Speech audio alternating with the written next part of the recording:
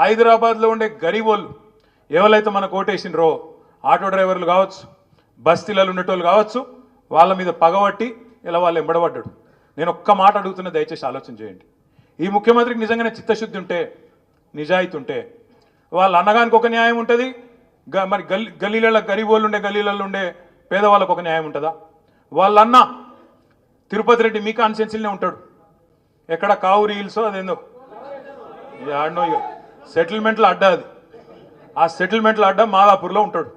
ఆడ ఉండి సెటిల్మెంట్ల అడ్డా నేను చెప్పలే, మీ పోయిన మీ ఎమ్మెల్యేనే చెప్పిండు నాకు. ఆ కథ కూడా చెప్తా ఒక్క నిమిషం. అయితే ఆ దుర్గం చెరువు ఎఫ్టిఎల్ పరిధిలో తిరుపతి రెడ్డి ఇల్లు కూడా ఉన్నది. తిరుపతి రెడ్డికేమో ఆయన ఇల్లు ముట్టుకోవాలంటే ఆడ చుట్టూ పోలీసు వాళ్ళు రక్షణ, ఆయనకు మొత్తం అంగరక్షణ, చుట్టూ మంది, బల్గం, అర్ధబలం, అంగబలం అన్నీ ఉన్నాయి. తిరుపతి రెడ్డి ముట్టాలంటే మన అధికారి ఉంటాడా? ఊసిపోతాడు కదా. అందుకే తిరుపతి రెడ్డి ముట్టరు. ఏం చేస్తారు తిరుపతి రెడ్డికి?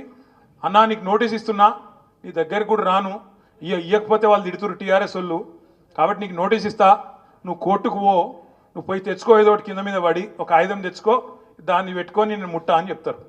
అదే గరీబ్ గాడు ఉన్నాడు అనుకో, తెల్లారి 3 గంటలకు బుల్డోజర్లు వస్తాయి ఇంటికి. పిల్లగాళ్ళకి వెళ్ళి మేము పుస్తకాలు తీసుకుంటాం సార్, మేము బడికోవాలంటే దయ ఉండదు. ఆడోళ్ళు మేమరే అన్నం ఉడకబెట్టిన మరి అయ్యా పక్క తీసుకుంటాం, బియ్యం పక్కకు తీసుకుంటామంటే దయ ఉండదు. గరీబోళ్ళు చెప్పులు కుట్టుకునే దుకాణాలు ఉంటే వాళ్ళని తీసుకెళ్ళి రోడ్డు మీద పడేస్తారు, బిల్డింగ్లు నిర్దాక్షిణ్యంగా కూలగొడతారు.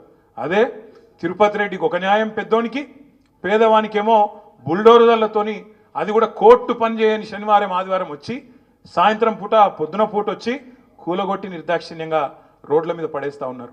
నేను ఒక్కటే అడుగుతా ఉన్నా, 10 ఏళ్ళు మనమేమో పాలిటిక్స్ ఆఫ్ కన్స్ట్రక్షన్ చేసినాం, మనం కన్స్ట్రక్షన్ చేసినాం, ఈయననేమో డిస్ట్రక్షన్ చేస్తాడు.